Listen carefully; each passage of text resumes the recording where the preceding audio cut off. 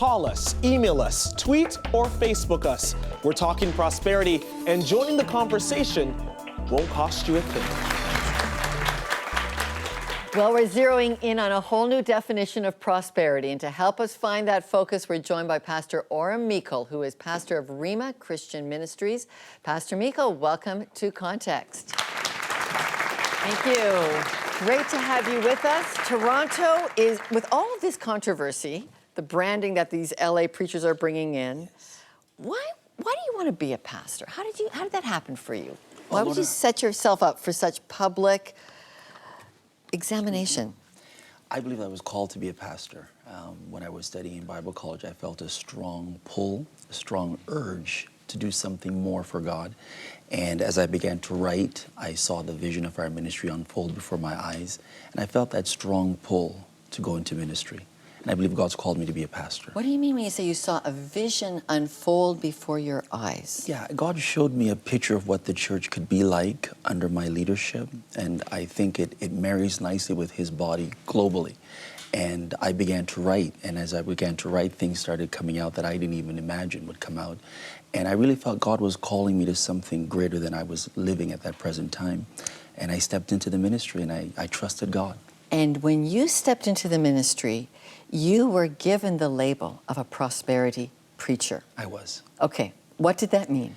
I think in some ways we were just focused on material, just the material aspect of the gospel, and we were really trying to be successful. Now, I have to say this, that within our community, primarily ethnically. Okay, tell me, and give us the context of your community. Who were they? Primarily at that time, we were dealing with Caribbeans, people from the Caribbean, and they were coming to our ministry in droves.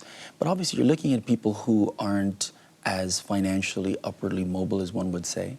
And we really felt that something was lacking in our community. We weren't, in the best jobs. We didn't live in the best neighborhoods, and we struggled with issues of education and success in general. And we felt that inside the gospel, there was something that spoke to us that said God wanted us to live a better life. And I think I took it to one extreme.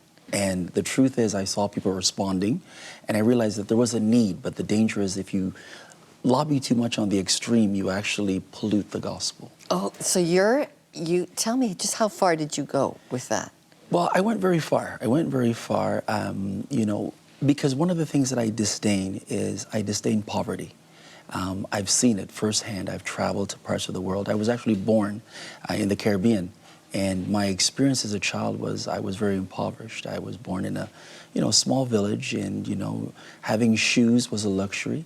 We had one pair of shoes to go to school, and as you lived in the home, there was no shoes. So I've seen what poverty can do. I've seen the impact of poverty, and I disdain it.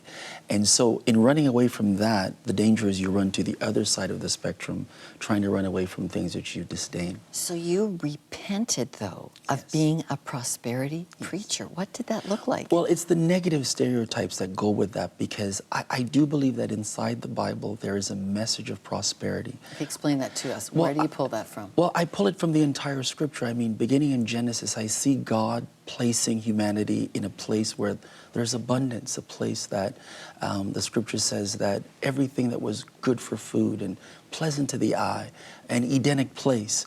And throughout the scriptures, I see God blessing his people, delighting in the prosperity of his people, wanting his people to prosper. So I believe that there is truth in prosperity. It's just that we can distort it when it becomes just overly materialistic. So the first 300 years of the church, the first 200 for sure, horrible suffering, deprivation. This is what this faith was formed out of. 90% of the Bible is written to people who are suffering. That's right. And poor. What did you do with all that part of it? Well, I don't take out the suffering part, because I'm not suggesting that prosperity comes without suffering. I believe that serving the Lord inherently brings suffering. I believe that professing Christianity brings suffering. I think it's a balancing act, because on one side, suffering produces glory, but on the other side, there's a desire for God to bless his people. you're pulling people up to a level of prosperity, Yes. and you're saying in the same hand, and we're going to suffer. Yes. How does someone get their head around that? Well, I think the reality is that the message is that we want to empower people, but we're empowering them in a world that is almost antithetical to our message. So inherently, you're going to have some sort of conflict, some give or take. But at the same time, it doesn't mean that we shouldn't be empowered to live in this world and strive to be the best that we can be in this world. So what aspects of the prosperity gospel do you suggest we do take? I think we need to talk about healthy relationships because that's a sign of prosperity. We need to talk about being successful in our purpose. That is really a sign of prosperity. We also need to talk about some basic necessities. I would not want anyone in my church not being able to eat, not having a place to live, not being able to make their obligations to life. That is also to me a sign of prosperity. And someone watching me professing the goodness of God, they should see something of that goodness in many ways in my life. Materially, relationally, spiritually, they should see the goodness of God in my life. We've talked a lot about prosperity today, but we haven't mentioned much about gospel. Yes. How do you define that part of the word, the gospel? Yeah. Well, I think the gospel is simple, that Jesus has come to give us life and give us life more abundantly through his sacrifice, the cross. I think in John 10:10, he says, I am come. And he contrasts that with a thief that comes to kill, steal, and destroy. Then he says, I am come that they might have life and that they may have it to the full, in the abundance of life. And that's how I define the gospel, that through his suffering, through his death, his blood, we have access into life and life more abundantly, here and in the not yet. Okay, so practically speaking, this is not then about a paycheck. This is not about a bank account. It has to be bigger than a paycheck and a bank account, because if that's all it is, then I think we're actually insulting the sacrifice of Christ. Pastor Orrin Meikle, thank you very much. Thank you, Lorna. All right, coming up, my 2 cents worth on the matter of prosperity. That's great. Goes fast.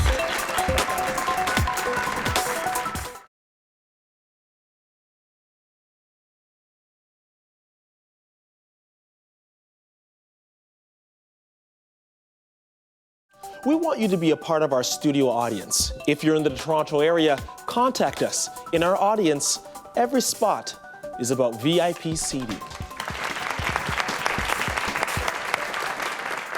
Well, maybe we get confused about prosperity gospel because we are actually hardwired by God for pleasure. I'm of the view that the great existential purpose we exist for is to bring God pleasure. So it's easy to see why we're drawn like a magnet to pleasure, to prosperity. And could it be that the wealth and health of the prosperity gospel takes a great leap off this idea? It actually minimizes prosperity to be something that can be merely measured in a bank balance or a medical chart. Spiritual riches go deeper.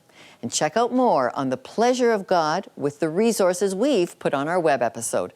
Be well and prosper. For all of us, I'm Lorna Duick. Thanks for watching. Join us next week as we explore life beyond the headlines.